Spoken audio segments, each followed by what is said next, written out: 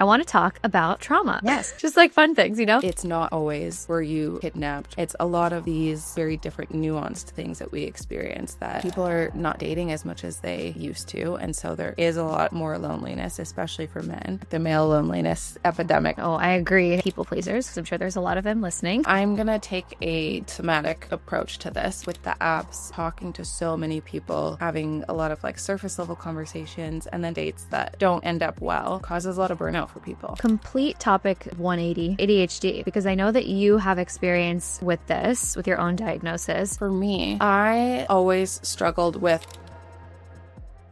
Simone, welcome to She's Wealthy. Thank you. I'm excited to be here. I know. I'm really excited. I've been following you online forever, and your content is absolutely incredible. I love the way that you've like taken your practices and learnings from everything you do as a professional into your content. That's helped so many people. And I'm excited to dive into like your story as a therapist and your story as a content creator, and just like dive into all the fun things that your patients and your followers are asking you about. So I'd love to hear a little bit first about your journey into social media. Like, when did you start creating content online in your journey as a therapist and social worker also? Yeah, I started in December of 2019. So initially I just started out with psychoeducational posts. And the reason that I even started was because I saw a few mental health content creators online, and I thought that that was just like a great way to sort of disseminate psychoeducation, because I think that a lot of psychoeducation typically has been like just withheld by mental health practitioners.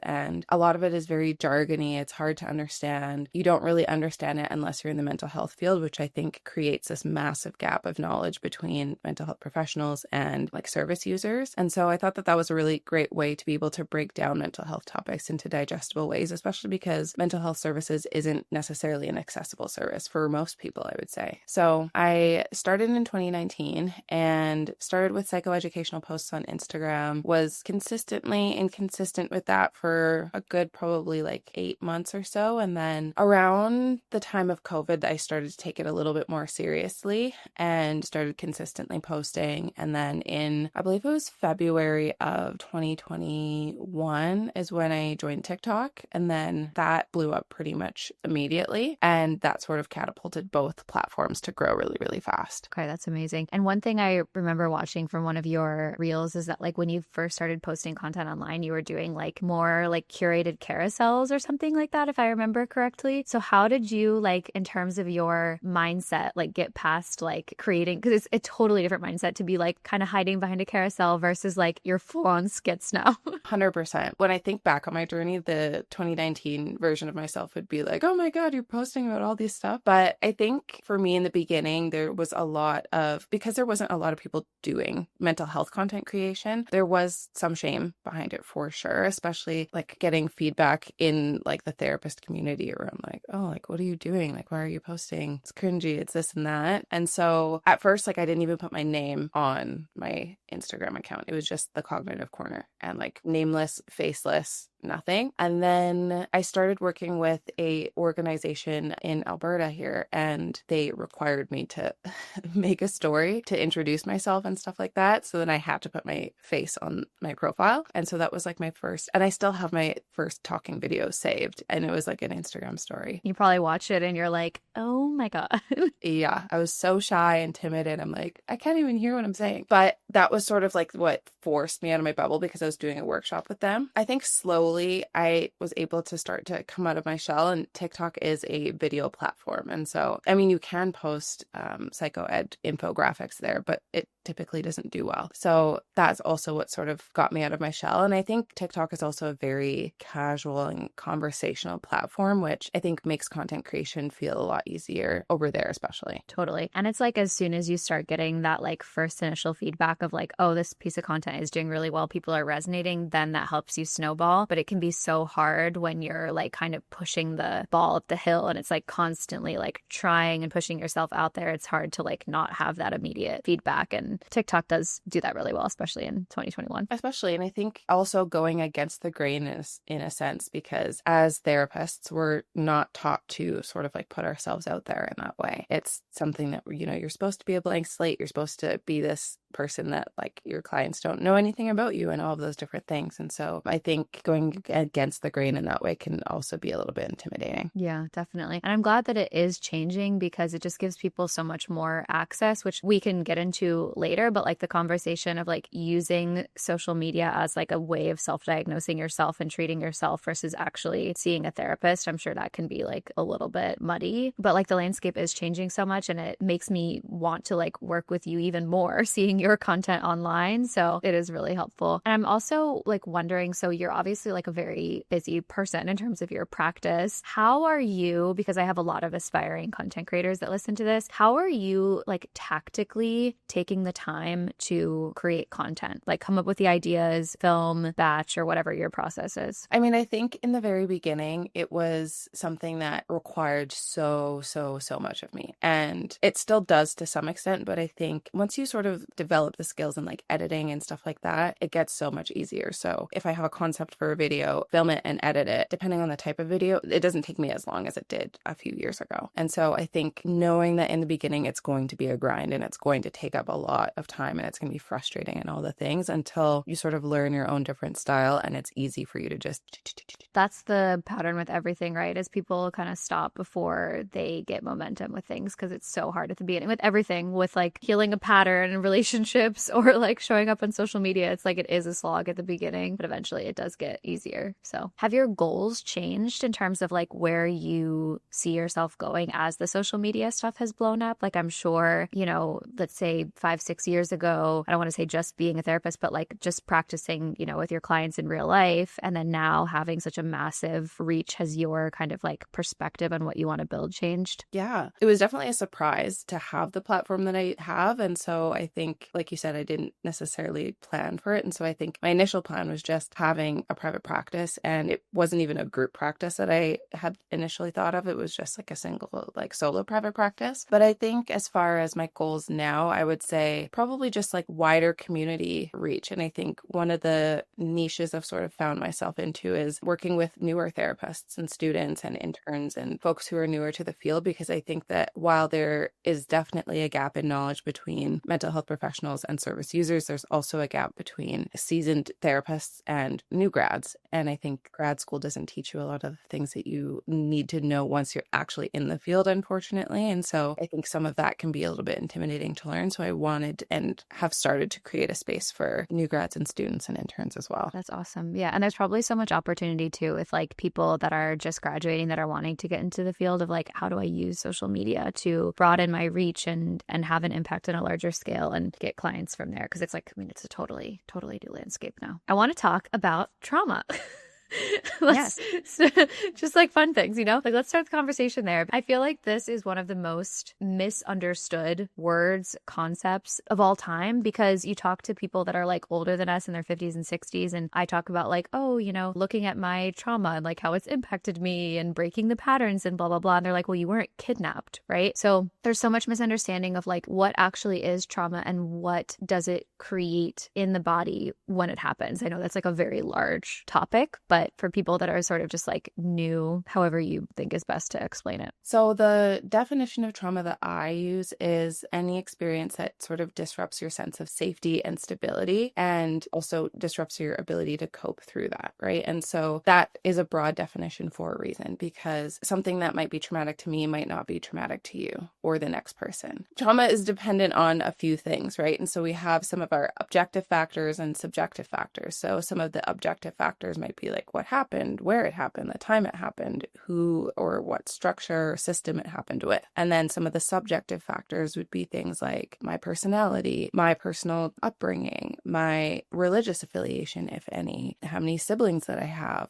the support structures that I have in my life. It really depends on a lot of different things, right? So if we think of teenage pregnancy, for example, that's something that may be traumatic for some people, may not be traumatic for other people. The pregnancy in itself, that might be very traumatic depending on like if you are religious or not. That might be really traumatic depending on if you have support or not, if you are in an abusive relationship or not. So I think that when we think about trauma, it's not always were you kidnapped, were you in a car accident, were you witnessing or lived through a natural disaster. It's a lot of these very different nuanced things that we experience that really really disrupt our nervous system's ability to feel safe and also process that in those moments. And it's so individual too. Like it's depending on that person's sort of like coping skills, nervous system capacity. It's just anything that sort of like overwhelms you in a way. So it could be like a breakup in high school ends up becoming traumatic for one person and then not for the other. And in terms of it, like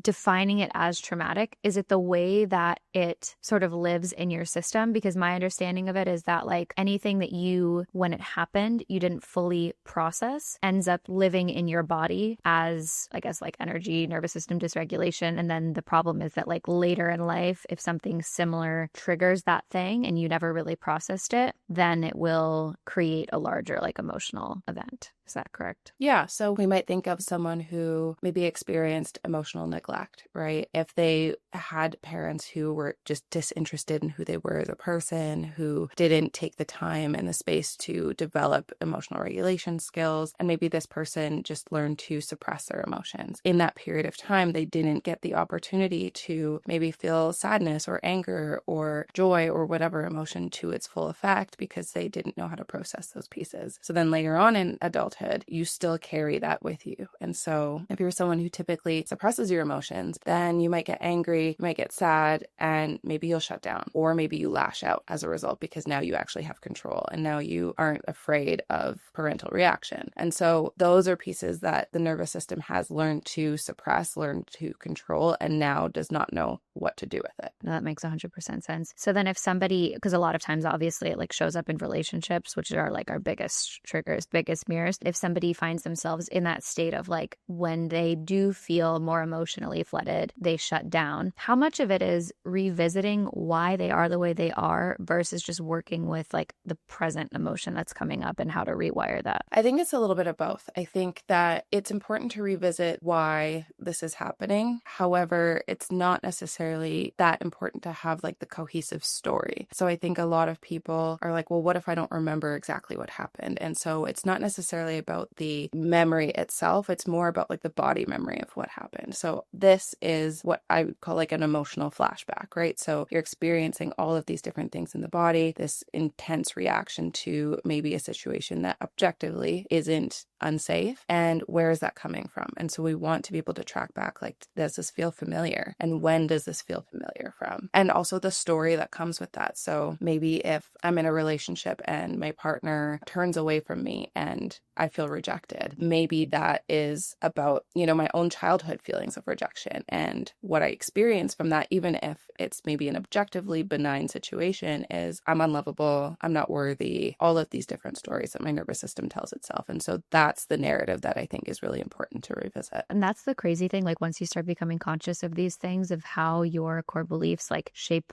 every single experience and the way that you perceive reality, and therefore the results that you get back and the way that your core beliefs are just reinforced. Like honestly, it is challenging work, but it's so rewarding because most people aren't aware of those things. And so it's like, if I have a core belief in life, and I feel like most people probably struggle with this core belief, I certainly did, is like, I'm not good enough, right? And then I have more of like an anxious attachment style. If I feel like slight distance, then it's like, oh, he's pulling away, my nervous system doesn't feel safe, and reinforcing the belief of I'm not good enough. And so if somebody is like in that situation where they recognize they have that core belief, they feel their nervous system getting dysregulated in terms of like whether they fall in the avoidant or anxious kind of spectrum or reaction to feeling unsafe, how do they work with that feeling and that belief to kind of rewire it or do differently? I mean, I would say that if you're in a space where you can recognize it when it's happening, then I think that you're already in a great space. For a lot of people, what happens is feeling and reaction, and there's very little time in between. And so if we think about the window of tolerance, and so for folks who might not know what I'm talking about, the window of tolerance is sort of a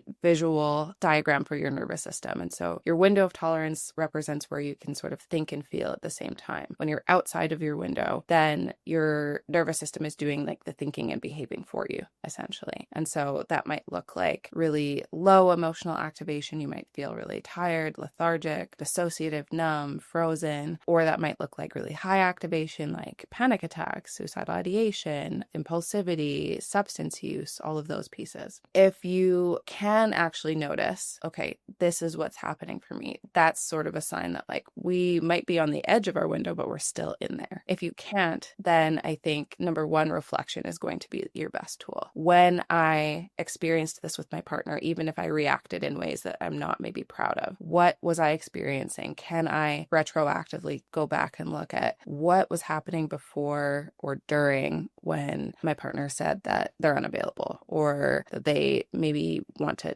sleep tonight instead of hang out? What was happening for me? Could I feel anything bubbling? And that's what we want to sort of get in touch with, is widen that window between the response and like the reaction. So having that awareness, and then also I feel like it's a superpower to start recognizing the symptoms that your body gives you when you're outside of the window of tolerance, and to be able to get yourself back into it before you take action. Because again, it's like delaying the space between thought/feeling and reaction or action. What are some ways that people can like ground themselves back into that window of tolerance and that parasympathetic nervous system state?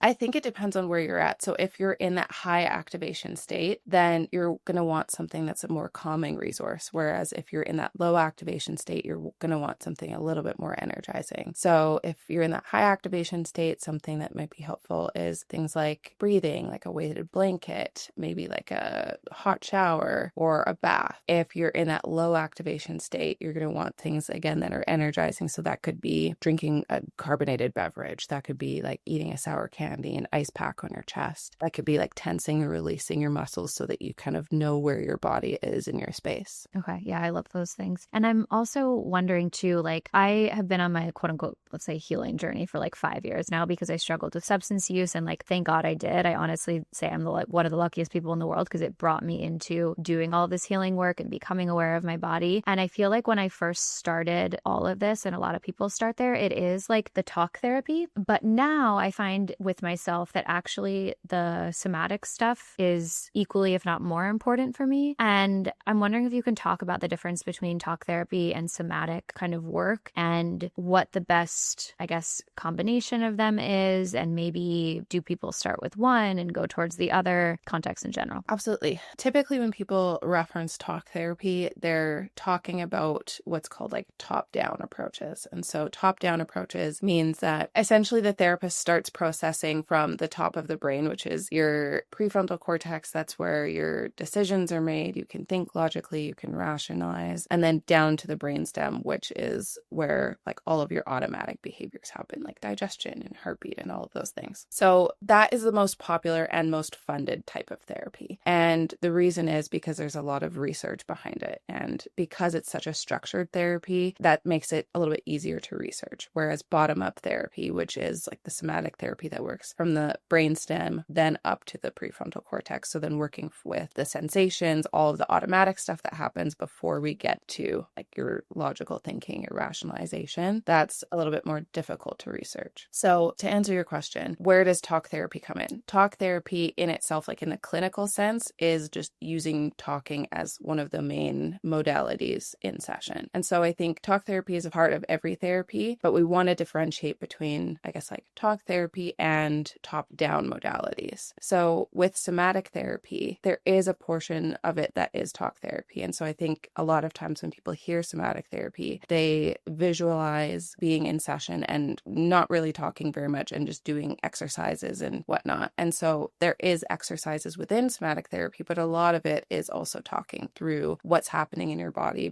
visualizing, pausing. And it's I would say a more drawn out therapy. It's a much slower therapy. So where do people start? I think most people need to start in that psychoeducation phase because more often than not, people are not prepared to actually be in their body because it, for most people, doesn't feel like a safe place. And so it's important to be able to prepare yourself to slowly dip in and out to be able to widen that window where you can actually be in your body. Okay, that makes a lot of sense. For people's understanding, why do most people not feel safe in their body? Explain that. Yeah. When I first heard that, I was like, what do you mean I don't feel safe in my body? I'm like, I'm in my body every day. What does that feel like? Yeah, 100%. I think it's because we're taught not to feel safe in our body, right? So if we're taught like, oh no, you're not actually feeling that, or oh, you're actually really dramatic, or you should be feeling this, then you'd learn not to trust the signals that your body sends you. And so if I don't trust what's happening inside and I trust everything else that's happening, then I don't want to be in here. And of course, like I live in here, but I don't want to focus on the sensations that come up. I don't want to focus on the things that my body gravitates towards or wants to do, because as far as I've experienced, none of that is true. So interesting. So it's sort of society ends up kind of, and the way you were brought up, like everything ends up leading you away from your internal compass and your internal knowing and your intuition at times because you're not listening to yourself. And I think a great example of this is sort of the way that society visualizes children, for example. If you think about, oh, my child has boundaries, right? More often than not, people are like, a child having boundaries is crazy because they're a child. And children have a felt sense, a natural felt sense, if it's nurtured, of what they want and what they don't want. Of course, that has to be within reason because children can't keep themselves safe, right? And so sometimes the things that they want doesn't make the most sense for them. But I think if a child, for example, is like, oh, I don't want affection, I don't want a hug, I don't want a kiss, then we're just like, well, no, I love you, so I'm going to give you a hug and a kiss. No, you have to do X, Y, and Z. And so again, I think a lot of that within reason, but incrementally we're taught like, no, your needs actually don't matter. The things that your body is telling you doesn't actually matter. And so why would we listen to that going forward? Yeah. And then it shows up later in life as so many things like people pleasing, self-abandonment, like overgiving, an array of things. And so I think coming back to the therapy process, yes, a lot of people want somatic therapy, but I think once you're actually in it, it can feel really like you can feel very naked and exposed. Scary. Yeah. And so actually being in tune with some of the sensations that you have, then you have to at that point decide like, okay, what am I going to do with this? Am I going to do what I've been doing, which the nervous system gravitates towards those things because there's a felt sense of like, I'll be connected to other people, which is the reason that our nervous system likes to do most things? Or am I going to listen to the needs that I have? And it's like the reason why I think talk therapy is helpful for sure is that like you do need to have an awareness of your patterns and why you are the way you are and what's going on from like a psychology perspective. But then it is like the embodiment of it. Like I always say that there's nothing more like the people that know all the therapy speak and that know why they are the way they are, but they're not actually like implementing those things or practicing those things or embodying those things is like very difficult. And a lot of that comes down to like, do they actually feel safe doing those things? So for example, with the Mel Robbins, like let them theory, right? A lot of people are like repeating that and blah, blah, blah. And they're like, let them.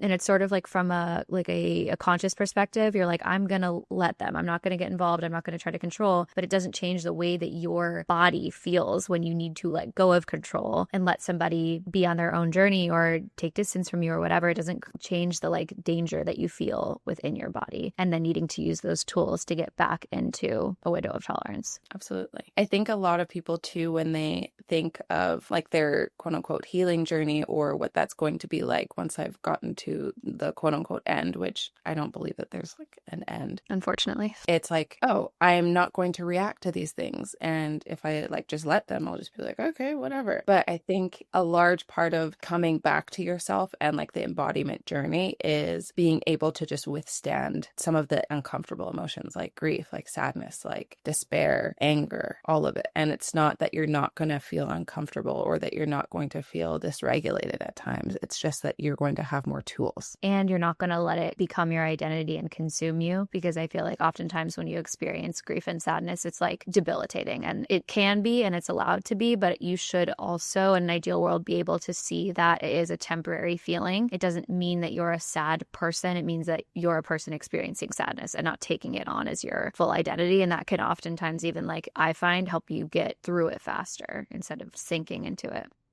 So I'm wondering, for people that are people pleasers, because I'm sure there's a lot of them listening, what are some like tangible steps that people can take if they're recognizing that they are, like sacrificing their own needs and wants to keep other people happy in order to feel safe? I mean, I'm going to take a somatic approach to this, but my favorite.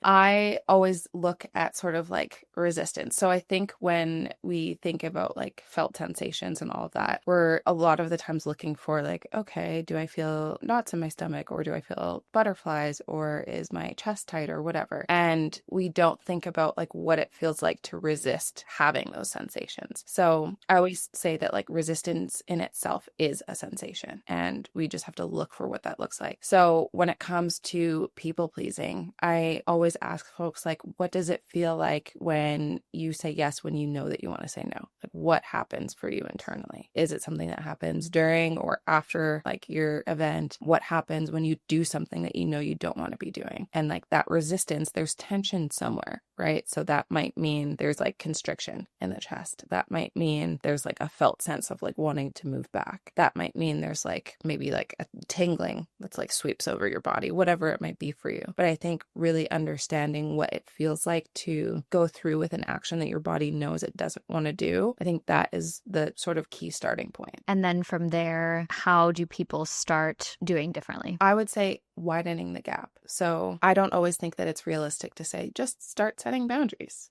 Just say no, because that's not realistic, especially if that's something that has kept your nervous system safe or has felt like it's kept your nervous system safe. So number one, I would say take a look at how this has kept your nervous system safe, because I think we might not feel like people pleasing is functional right now, but at some point in time, it was something that helped us survive. So how has that been helpful for you? And how has that been something that has been potentially life-saving for you, and appreciating that aspect of this coping skill? And then the second piece is widening that gap. So are you able to withstand those uncomfortable sensations for a little bit longer? And so that widening might just look like an extra pause before you respond, even if you say yes still, just widening that window where you can sort of feel that discomfort, because I think that's what's going to eventually get you to the point where you can say like, oh, let me think about it. Or, oh, you know what? I actually am not able to do that right now. And communicating boundaries effectively also is really important, because I feel like a lot of people like to either like avoid or ghost, or just communicating in an effective way. And also a lot of times when we set boundaries, or, maybe not commit to plans that we're not 100% behind, we worry so much about how the other person is going to perceive us. But I find that it makes people respect you more, not even like in an ego sense, but like it makes people, it shows other people how to treat you in a way. I agree though, because I think that essentially sets precedent, right? And I think that it can be difficult to be someone who like is a people pleaser, for example, and all of these people expect these things from you, right? Because that's the precedent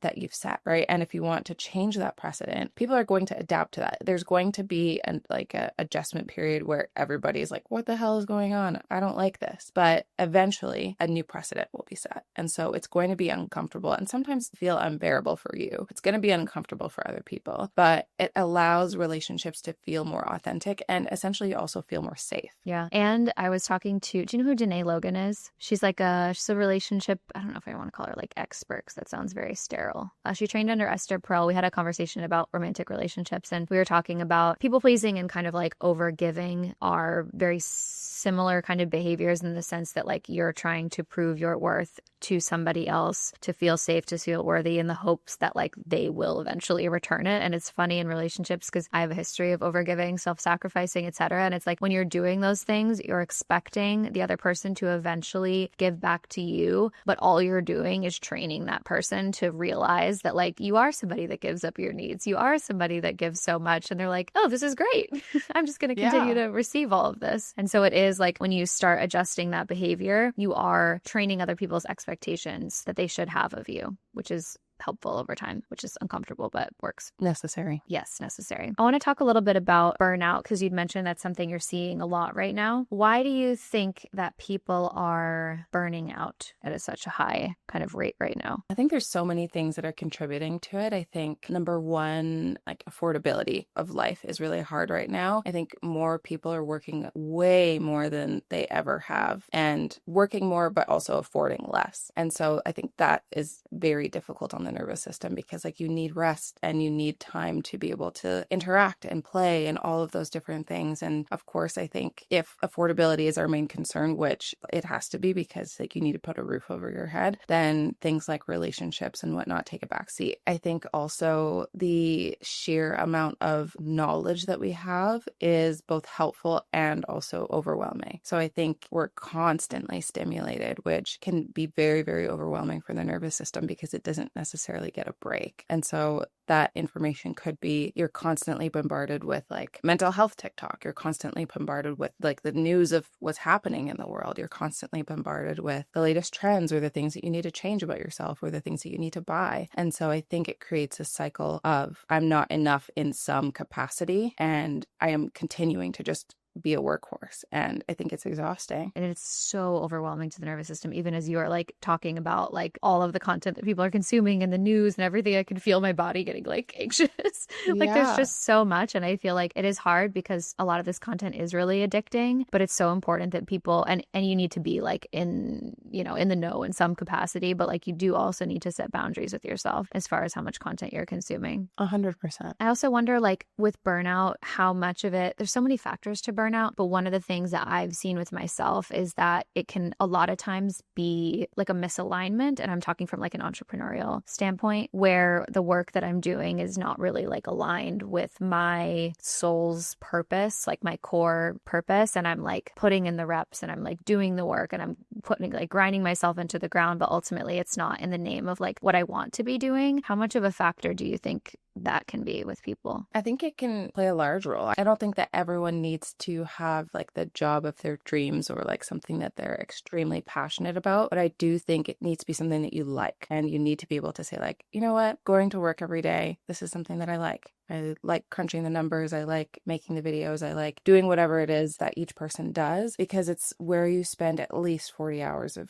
your week. And so I think it's not necessarily rational to be able to conceive that I can spend 40 hours plus per week doing something that I absolutely dislike and still feel some sort of like groundedness or joy. And on the other end too, it's like not realistic to be like, I'm going to love every single hour of what I'm doing either. So it's giving yourself grace with that. It is hard. Like I do find like I am in such a bubble of entrepreneurs like living their life's purpose. And I can imagine it's so difficult to like see that content online of like finding your purpose in life and your like, you know, it's so overwhelming. Even for me, it's like I do enjoy a lot of what I do, but like the whole concept of like living my purpose is so overwhelming to like even wrap your head around. And then there's so much content and then you're like burning yourself out of like, what is my purpose? Do I love what I'm doing? Yeah. I think too, like the broader question to me comes up of like, what is purpose? Right. And I think that's also very different to everybody. And seeing the content of online of like, you're not living your purpose, or you should be living your purpose, or this is how to live in your purpose. Yeah, it absolutely can be overwhelming because a lot of people are like, well, okay, what does that mean? What do I do? Or like, how do I quote unquote fix it? And I would also wonder if like, if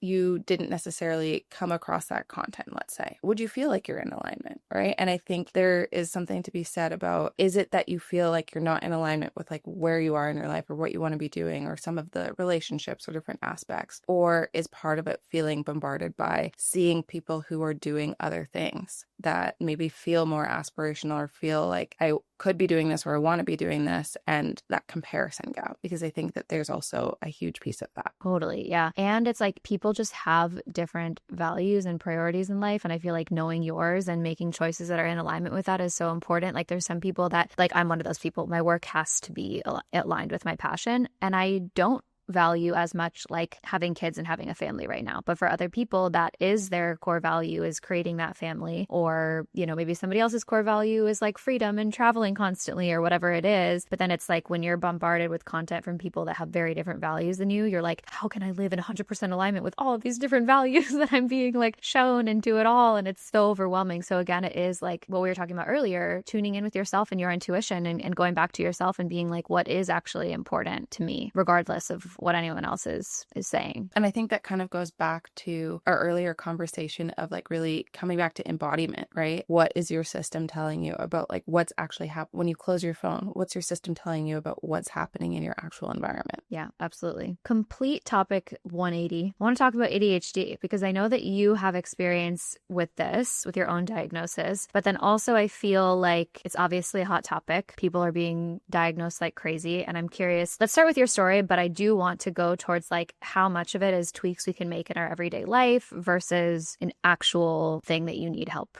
from medication perspective? So for me, I always struggled with like executive functioning. And I think that when I was in community mental health and more structured organizations, it didn't impact me that much because I had the accountability of my other coworkers. I had a boss. I had like the threat of losing my job if I didn't, function appropriately. And so there was always things that I like wasn't necessarily that good at, like I think more mundane and like tedious things of like emails and like keeping track of like all of those things, but it didn't really rear its head. Once I started my business, that's when the world felt like it was just crumbling, because I was like, what is happening? And things that felt like it should be easy, like managing my own schedule and replying to emails and like structuring different things and money management, all of that. I was like, I don't know how to do any of this. And that in itself caused me to go into such a like severe state of burnout. And I was like, I don't even know what's happening. And so I was talking about it with friends and family and doing research, and ADHD wasn't one of the things that I focused on as a therapist at all. And so it wasn't something I even really knew much about. And before, I kind of had a similar perspective to, I would say, like older clinical folks, where it's like, oh, it's like a diagnosis that, a lot of kids have, and especially mainly boys and whatever. I didn't think of it at all. And then eventually I came across some research and whatnot around ADHD in women. And I mentioned it to my doctor, what I was experiencing. And then she did a preliminary test on me. And then she referred me to what's called Access Mental Health, where I live. And so essentially they refer you to a psychiatrist in order to do a assessment. And so through that assessment process, I learned that I had ADHD. And since the diagnosis, it has helped me learn a lot more about aspects of my life that I didn't know were related to ADHD, like things like emotional regulation and impulsivity. And I struggled with binge eating for quite some time when I was in university. And that's also something that's related. I didn't make sort of like the correlations to any of these pieces. And so, yeah, I think the diagnosis has been extremely helpful for me as far as being able to actually structure and sustain my business. It definitely still impacts me on a day-to-day, but I think it's way more well managed now. And I'm sure it's very validating too, to be like, wow, I'm not crazy. Like it's something that I'm experiencing. Something that I wonder with ADHD, and this is maybe like a selfish question, but how much of it is related to, this might be so dumb, but like emotional regulation. So for example, I have a history of addiction. I've been sober for 4 years. That's like very closely linked with dopamine, with impulsivity. I struggle with like some executive functioning, like binge eating for sure. Basically, my brain's a dopamine nightmare. And how much of that is like the way that you are like fundamentally wired versus like putting practices into place to better regulate those things if somebody didn't want to get on medication and wanted to like try that route first? I think that you don't necessarily have to take medication if you don't want to. I think like a large part of it is the way that like you're fundamentally wired, right? And so I think, for example, folks who are neurodivergent might struggle with maintaining a routine. And that's just the way that your brain is wired. You're not wired in the same way as neurotypical people, where you try a habit for 21 days and then you just stick with it. It's just not going to happen. And so I think it's more about, how do I structure it based off of the brain that I have? And so if you want a routine, how can you create one that's structured enough to where it feels grounding, but flexible enough to where it doesn't feel restricting? And how can you have some pieces in there where you know that it might change on a day to day, and maybe some aspects of it you do and some aspects of it you don't. But I think it's more so about just finding what works for you. And so medication is not something that works for everybody, but I think that it's just more about finding different structures and systems that work for you. And realizing that like one blanket piece of advice is not going to work for everybody. Like you are working with your specific brain chemistry at a certain point. So if that means medication for somebody, then that means medication for somebody, which is not a bad thing. Okay, I'm curious about like ChatGPT and therapy. So I feel like this is a big conversation that people are having right now. Are you like noticing anecdotally, or even like just with conversations that you're having with other therapists, that people are not going to therapy as much because they're relying on ChatGPT? And like, to also lay the foundation of this conversation, I am not a fan of using ChatGPT as therapy, but like, I want your take on this overall. I wouldn't say that I have noticed it with the folks that we see in the practice so far. I will say it's something that I notice more so coming across it on social media when people talk about using ChatGPT as their therapist and reading comments of like, oh yeah, me too, I do that as well. I think I'm also not a fan of it. I think what to me it represents is that there's a gap in also affordability. affordability. So a lot of people are wanting to access mental health services, but cannot access it for whatever reason. And I think that in some ways I can understand the draw to ChatGPT because it's something that is instantaneous. It's something that is consistent 24/7. Whereas with the therapist, it's an hour, maybe weekly, bi-weekly, or monthly for a lot of people. And you might not get like the immediate gratification that you're looking for. And so I think ChatGPT sort of meets that need for people of, I want some sort of immediate gratification of what's happening with me, how can I fix it, et cetera, et cetera. And so while I can understand the draw, and I think to a certain point, it perhaps could be helpful to unpack certain things, I think that if we think back to the sense of embodiment, it bypasses the discomfort that you naturally need to experience, that tension that you naturally need to experience in order to widen your window of tolerance. So absolutely, it could be helpful for self-reflection and self-awareness to some instance, but moving past that is a little bit more difficult because self-awareness is not the only piece of the puzzle. Exactly. And I find it's just validating of sort of exactly where you're at. Like it will break down like to an extent why you're feeling the way you are or the pattern you're in or whatever it might be, but like it won't really push you to do differently. Like it's too validating sometimes. Like I said to a friend the other day that like if I said to ChatGPT like, oh, I was thinking of